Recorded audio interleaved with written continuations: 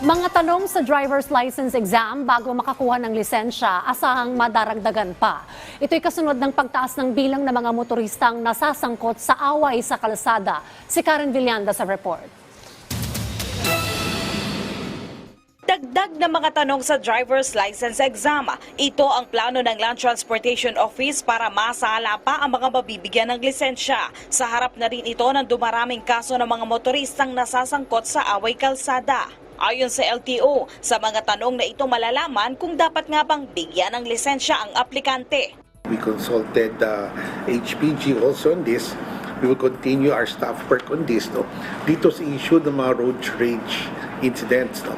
Because there might be some questions na dapat namin tanongin na hindi namin tinatanong that will give us an inclination kung kailangan bigyan ng lisensya isang tao o hindi. Pero at this stage, this is all in the study level pa lang. No? Wala pang finality ito kasi ayaw rin naman natin na napakahaba ng exam. No?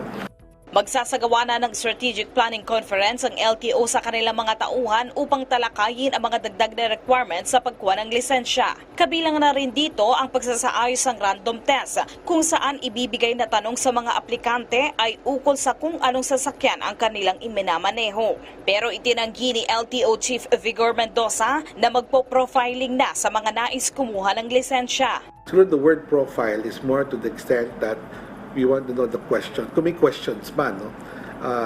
But it's not what we would do a profiling. Marang hirap gawin di ba? Balak rin ng LTO na gumawa ng bagong panuntunan sa mas mabigat na parusa sa mga motoristang nasasangkot sa road rage. Sa kasalukuyan kasing regulasyon, hanggang 4 na taong revocation lamang ng lisensya ang penalty kung may nagtamo ng injury o namatay sa road rage. Sa ngayon, wala pang plano ang LTO kung paano babaguhin yung mga tanong sa licensure exam na may kaugnayan sa road rage. Pero plano ng LTO na baguhin ito bago matapos ang taon. Karen Villanda para sa Bayan.